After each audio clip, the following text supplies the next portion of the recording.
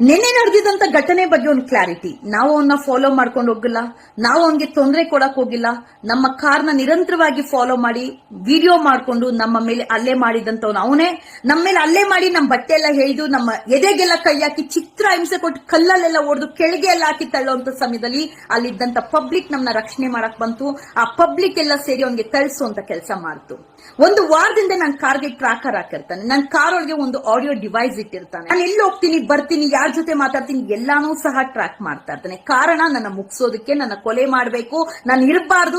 ಕಾನೂನು ಮೀರಿ ನಾನು ಹೋಗೋಳಾಗಿದ್ರೆ 3 ವರ್ಷದಿಂದ ಅವ್ನು ಕೊಟ್ಟಿರುವಂತ ಮಾನಸಿಕ ಹಿಂಸೆ, ತೇಜೋವಧೆ, ಸಿಕ್ಕ ಪಟ್ಟಗಳು, ಹನಿ ಟ್ರಾಪು, ಸೂಳೆ, ಡಗಾರು, ಕೆಟ್ಟ ಪಟ್ಟ 6 ಜನ ಗಂಡಂದ್ರು ಎಲ್ಲಾನು ತಡ್ಕೊಂಡು ಕಾನೂನು ಹೋರಾಟ ಮಾಡ್ಕೊಂಡು ಕಾನೂನ್ಗೆ ತಲೆ ಬಗ್ಗೆ ಹೋರಾಟ ಮಾಡ್ತಾ ಇದ್ದೆ.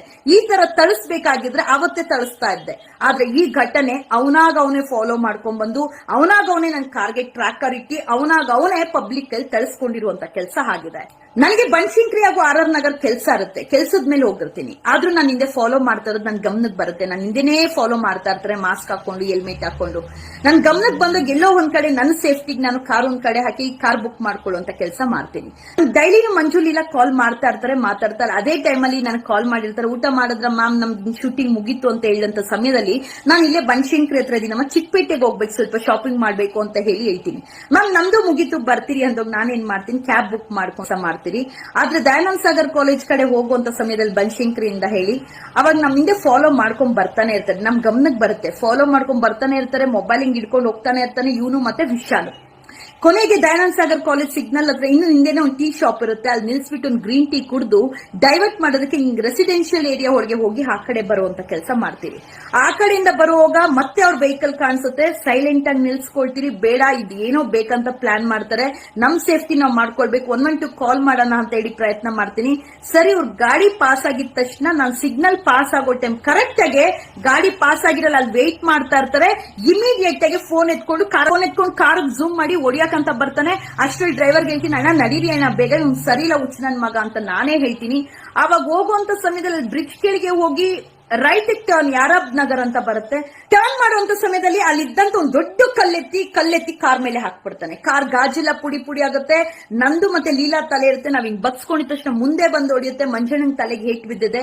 ಆಮೇಲೆ ಕಾರ್ ಸ್ಟಾಪ್ ಆಗಿ ಪಬ್ಲಿಕ್ ಎಲ್ಲ ಸೇರ್ಬಿಡ್ತಾರೆ. ಅವನೇ ಬರ್ತಾನೆ, ಗಾಜೆಲ್ಲ ಹೊಡೆದಾಕಿ, ಕಾರ್ನೆಲ್ಲ ಹೊಡೆದಾಕಿ ಅವನೇ ಬಂದ್ ನಮ್ನ ಎಳಿಯುವಂತ ಕೆಲಸ ಮಾಡ್ತಾನೆ. ರಸ್ತೆಯಲ್ಲಿ ಬಟ್ಟೆ ಹಿಡಿದು ಇಳಿಯೇ ಕೆಳಗೆ ಅಂತ ಹೇಳಿ ಬಟ್ಟೆ ಹಿಡಿದು ಎದೆಗೆಲ್ಲ ಕೈ ಹಾಕಿ ಚಿತ್ರ ಹಿಂಸೆ ಕೊಟ್ಟು ಕಲ್ಲಲ್ಲೆಲ್ಲ ಎತ್ತಿ ತಲೆಗೆ ಹೊಡಿಯೋದು ಎಲ್ಲ ಮಾಡ್ತಾನೆ. ಪಬ್ಲಿಕ್ ಎಲ್ಲ ನೋಡ್ತಾರೆ, ಮಂಜಣ್ಣನ ತಳ್ಬಿಡ್ತಾರೆ, ಲೀಲಾ ನಿಡ್ಕೊಳ್ತಾರೆ, ನನ್ನ ಎದೆ ಎಲ್ಲ ಇಟ್ಕೊಳ್ತಾರೆ. ಯಾವ ಲೆವೆಲ್ಗೆ ಅಂದ್ರೆ ಒಂದು ಹೆಣ್ಣನ ಮಾನಭಂಗ ಮಾಡಿ ನಮ್ಮ ಮೇಲೆ ದೌರ್ಜನ್ಯ ಮಾಡಿ, ಒಂಥರ ಲೈಂಗಿಕ ದೌರ್ಜನ್ಯ ವಿಶಾಲ್ ಹಾಗೂ ಸೂರ್ಯ ಮಾಡಿದ್ದು. ಆ ಸಮಯದಲ್ಲಿ ಇಡೀ ಪಬ್ಲಿಕ್ ನಮಗ್ ಸಪೋರ್ಟ್ ಆಗಿ ನಿಂತ್ಕೊಂಡು ಅವನ್ಗೆ ತಳಿಸುವಂತ ಕೆಲಸ ಮಾಡಿ ನಮ್ಗೆ ರಕ್ಷಣೆ ಮಾಡುವಂತ ಕೆಲಸ ಮಾಡಿದ್ರು. ಇಮಿಡಿಯೇಟ್ ಪೊಲೀಸ್ ಅವ್ರಿಗೆ ಫೋನ್ ಮಾಡಿದೆ. ನಾವು ಕಾನೂನು ಮೀರಿ ಹೋಗಂಗಿದ್ದಿದ್ರೆ ಪೊಲೀಸ್ ಅವ್ರಿಗೆ ಫೋನ್ ಮಾಡ್ತಾ ಇರಲಿಲ್ಲ, ಪೊಲೀಸ್ ಸ್ಟೇಷನ್ಗೆ ಅವ್ನು ಹೇಳ್ಕೊಂಡು ಹೋಗ್ತಾ ಇರಲಿಲ್ಲ. ನಿರಂತರವಾಗಿ 3 ವರ್ಷ ಸಹಿಸ್ಕೊಂಡ್ ಬಂದಿದ್ದೀನಿ. 3 ವರ್ಷ ಎಷ್ಟೋ FIR ಮಾಡ್ಕೊಂಡ್ ಬಂದಿದ್ದೀನಿ. ಬಟ್ ಅವನೇ ನನ್ನ ಕಾರ್ ಟ್ರ್ಯಾಕರ್ ಹಾಕಿ ಡಿವೈಸ್ ಇಟ್ಟಿ ಬೇಕಂತ ನನ್ನ ಟ್ರ್ಯಾಪ್ ಮಾಡುವಂತ ಕೆಲಸ ಮಾಡಿ ನನ್ನ ಮುಗಿಸ್ಲೇಬೇಕು ಅಂತ ಪ್ಲಾನ್ ಮಾಡಕ್ ಹೋಗಿ ಪಬ್ಲಿಕ್ ತಳಿಸ್ಕೊಂಡು ಹಾಸ್ಪಿಟಲ್ ಸೇರುವಂತ ಕೆಲಸ ಆಗಿದೆ. ಕೆಲವರೆಲ್ಲ ನಿಮ್ ಇಷ್ಟ ಬಂದಂಗೆ ಹೇಳ್ತಿರಲ್ಲ. ಇನ್ಸ್ಟಾಗ್ರಾಮ್ ಫೇಸ್ಬುಕ್ ಅಲ್ಲಿ ಇರೋರು ನಿಮ್ಗೆ ಏನ್ರಿ ಗೊತ್ತು ನಮ್ ಬಗ್ಗೆ? ಫೇಸ್ಬುಕ್ ಇನ್ಸ್ಟಾಗ್ರಾಮ್ ಅಲ್ಲಿ ನೋಡ್ಬಿಟ್ಟು 6 ಜನ ಗಂಡಂದ್ರು ಸೂಳೆ ಡಗರ್ ಅಂತ ಪಟ್ಟ ಕಟ್ತಿರಲ್ಲ. ನಾವು ಸರಿ ಇಲ್ವಾ ಕಾನೂನು ನೋಡ್ಕೊಳ್ಳುತ್ತೆ, ನಾವು ಸರಿ ಇಲ್ವಾ ಕಾನೂನು ಕ್ರಮ ತಗೊಳ್ಳಿ, ನಾವು ಸರಿ ಇಲ್ವಾ ಎತ್ಕೊಂಡೋಗಿ ನಮ್ಮನ್ನ ಜೈಲ್ಗೆ ಹಾಕಿ ನಾವು ರೆಡಿ ಆಗಿದ್ದೀರಿ. ನಾವ್ ಏನೋ ಕೆಲ್ಸದ ಮೇಲೆ ಹೋದ್ರೆ ಬೆಂಗಳೂರಲ್ಲಿ ಎಲ್ಲಿ ಓಡಾಡಿದ್ರೆ ನಮ್ ಹಿಂದೆ ಫಾಲೋ ಮಾಡ್ತಾರೆ. ನಿರಂತರ 1 ವಾರದಿಂದ ನನ್ನ ಕಾರ್ ಟ್ರ್ಯಾಕರ್ ಹಾಕಿ ಬೇಕಂತಾನೆ ಇಂಟೆನ್ಷನ್ ಆಗಿ ಖಾಸಗಿ ವಿಡಿಯೋ ವೈರಲ್ ಮಾಡ್ದ, ರಸ್ತೆಯಲ್ಲಿ ನನಗೆ ಸಿಕ್ಕದಂಗ್ ನಿಂದಿಸ್ದ, ಎಷ್ಟೋ ನನಗೆ ತೇಜೋವಧೆ ಮಾಡ್ದ, ನನ್ನ ಫೋಟೋ ಚಪ್ಪಿಯಾರ ಹಾಕ್ಸ್ದ, ಕೆಟ್ಟದಾಗ ನನ್ನ ಬಗ್ಗೆ ನ್ಯೂಸ್ ಮಾಡ್ದ.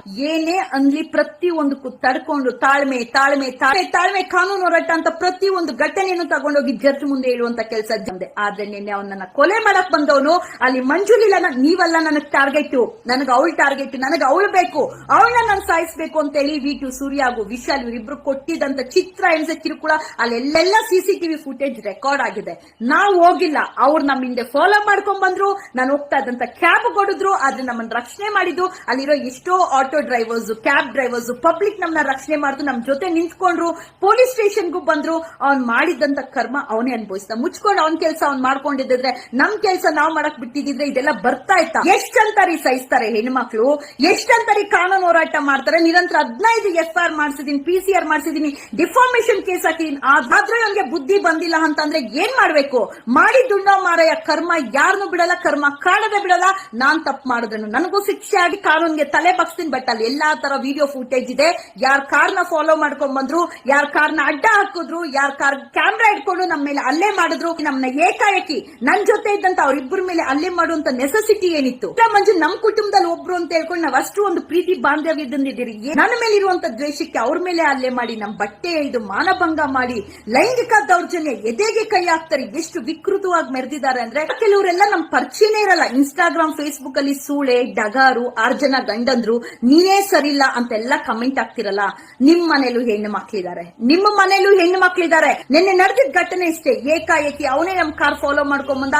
ನನ್ ಕಾರ್ ಬಿಟ್ಟು ಒಂದು ಕ್ಯಾಬ್ ಬುಕ್ ಮಾಡ್ಕೊಂಡು ಆ ಕ್ಯಾಬ್ ನ ಫಾಲೋ ಮಾಡ್ಕೊಂಡ್ ಬಂದಿದ್ದಂತ ವಿಶಾಲ್ ಹಾಗೂ ಸೂರ್ಯ ತೋಡಿದಂತ ಗುಂಡಿಗೆ ಅವರೇ ಬಿದ್ದವ್ರೆ, ಪಬ್ಲಿಕ್ ಹೊಡೆದವ್ರೆ. ಕಾನೂನು ಏನ್ ಮಾಡ್ತಾ ಇದೆಲ್ಲ, ಕಾನೂನು ಕರೆಕ್ಟ್ ಆಗೇ ಮಾಡ್ತಾ ಇದೆ.